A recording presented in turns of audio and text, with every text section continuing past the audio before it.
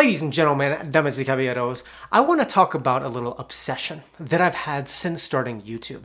Because since I've started making videos and started making money from those videos and continually trying to grow, I have gotten a deep understanding of how the internet works. And it's led me down rabbit holes of reading so many books, watching so many documentaries, and watching so many interviews. And I've just become fascinated with this new form of capitalism created by the internet. Because since the rise of tech companies like Google and Facebook, our economic system has changed drastically. I mean, with the exception of the last 2 years, the stock market has been on the longest bull run in history. People are consuming more now than ever, and the very fabric of our society is changing. And what has happened is we've created this new form of capitalism that has only been around for about the last 20 years, and it's called surveillance capitalism, which is claiming the human experience as free raw materials for hidden commercial practices. We're living in a world where we're constantly under surveillance, where everything we do is being monitored, recorded, and manipulated to get us to buy things, to get us to spend money on products without us even knowing we're being manipulated to do it. And in this video, I want to talk about surveillance capitalism and the effects it has over how we spend our money. Because surveillance capitalism affects us all more than we can imagine. And the more you understand surveillance capitalism, the more you feel as if it is destroying humanity. And it's a conversation that needs to be had. So let's begin. Chapter 1. What is surveillance capitalism? I guess it would be best to start off by talking about what exactly is surveillance capitalism. Well, surveillance capitalism is a new, untapped market that is about claiming the private human experience through social media, tech services, and smart devices, and use that information to understand user behavior to sell targeted ads. The two main players are Google and Facebook, and they offer a wide range of products and services to try to understand your habits, your tendencies, and your behavior. And when they have all this information about you, they can start to predict what you'll be interested in and what you'll buy, and then they'll sell that information to third parties. Basically, they act as the middleman between the consumer and the seller, connecting the seller with the consumer. And the product that these companies like Google and Facebook are selling to these third parties is that they're selling certainty. Basically, they're saying, we have so much information on our users' behaviors and lives that we can guarantee certain outcomes. We can manipulate user behavior in a way that if you pay us money, we can drive a certain percentage point of traffic to your product equaling sales. Now, let's get a little bit deeper into this. Chapter 2. Why everything is becoming so damn smart. When you look around, everything is just becoming so smart. I mean, we have smartphones, smart watches, smart vacuum cleaners, smart light bulbs, smart mattresses, smart refrigerators. Everything is just so smart. And if something is not smart, it will soon be. But why is everything so smart? Why do we need to connect our refrigerators and our vacuum cleaners to the internet? Well, the answer is simple: to collect data. In order for surveillance capitalism to work, they need a lot of data in order to make their predictions. So when you use all these smart devices, it allows them to collect data in every single area of your life. And this goes far beyond what you search in Google or what you post in Facebook, but it goes so far that it violates your privacy. For example, Roomba vacuum cleaners are mapping homes and selling the data. Sleep Number beds are tracking your sleep patterns and sharing the data. And even the Google Nest thermostat had a hidden microphone that did not tell consumers about. I mean, Google actually put a microphone in their thermostat, didn't include it on the system schematic. And when an engineer reversed engineered and figured it out, Google apologized and they said they forgot to mention it and they got away with it. I mean, everything is becoming so smart and so really cheap. And it's just because they want to collect data in every single avenue of your life so they can make better predictions on your behavior and sell those predictions to third parties for a profit. I mean, they have so much data on you that Facebook has over 50,000 data points on the average user. They start to know more about you than you. And once they have so much data on you, they can start to predict your behavior and target ads to get you to spend more money. So let's talk about that. Chapter 3, How This Affects Your Online Spending. In the last 15 years, we have been moving away from the brick and mortar stores and choosing to buy majority of our products and services online. And with this convenience, it has changed our spending patterns where people will buy more things, people will use more services, and people will just spend more money. And part of the reason for this is because things are more convenient and we have more options. But another reason, a deeper reason, is because of something called behavior modification, which is the process of changing patterns of human behavior using various motivational techniques. As I said before, Facebook has over 50,000 data points on the average user.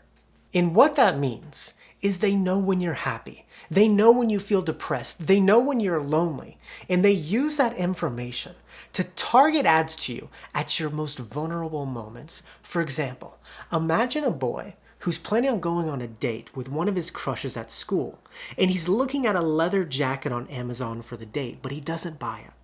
Well, because Facebook has so much information on him, they know that he's going on a date in a few days. So one night when he's feeling anxious, Facebook sends him a targeted ad for that leather jacket, and because he's vulnerable, he buys the jacket. That's how targeted advertising works.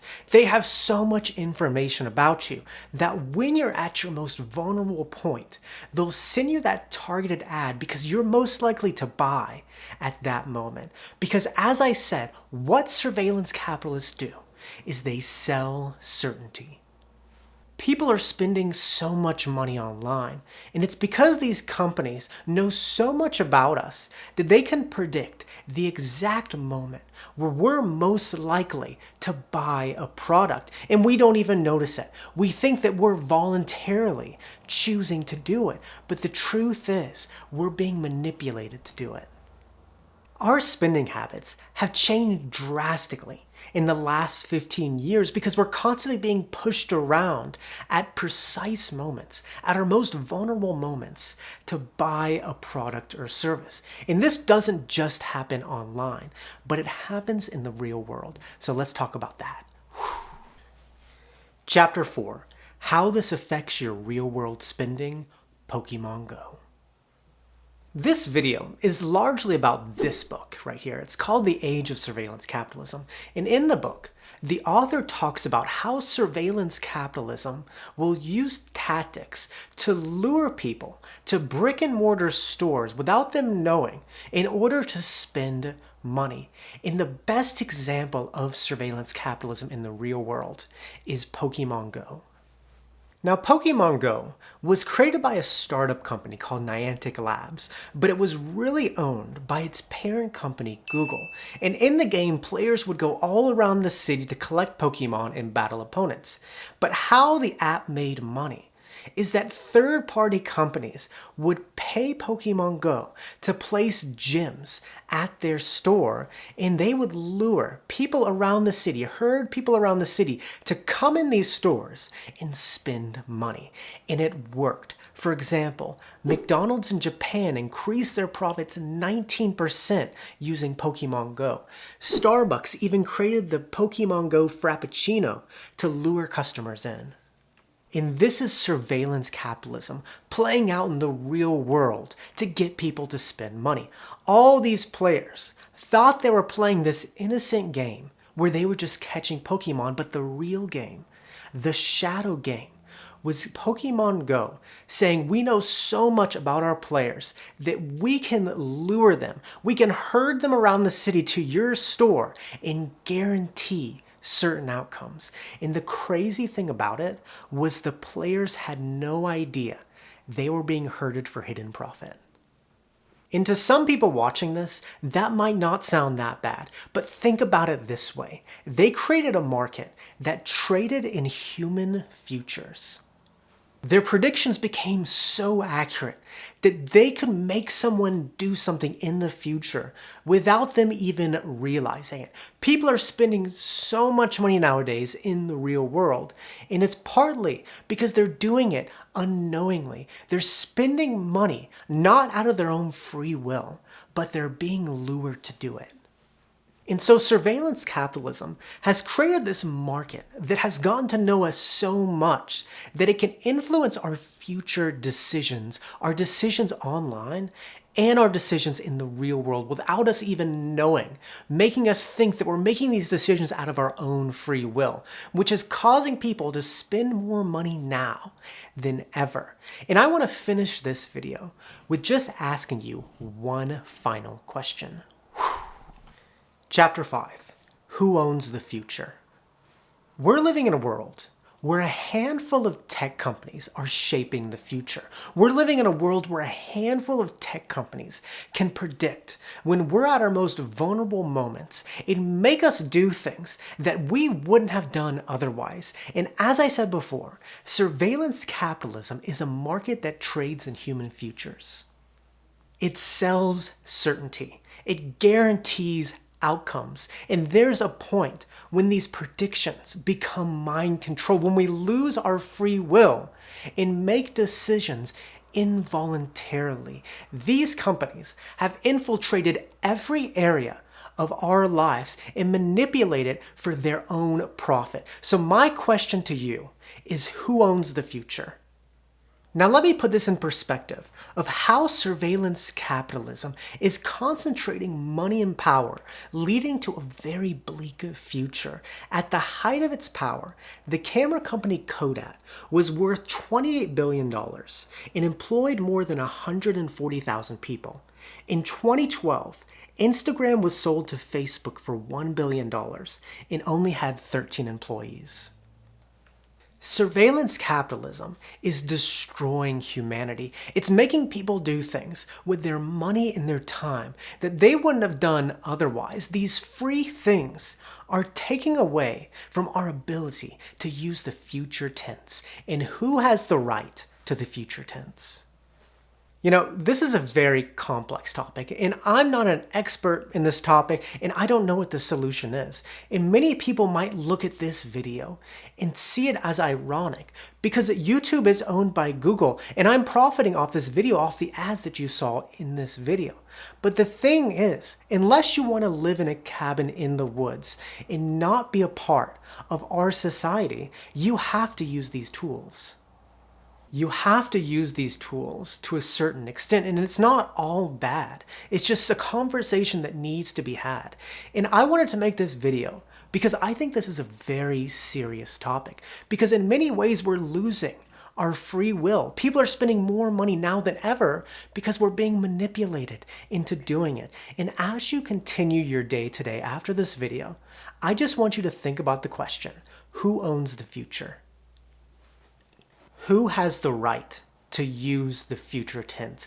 And what kind of future are we moving towards? And with that, muchas gracias. Que tenga un buen día. Video 98. Nos vemos, chicos.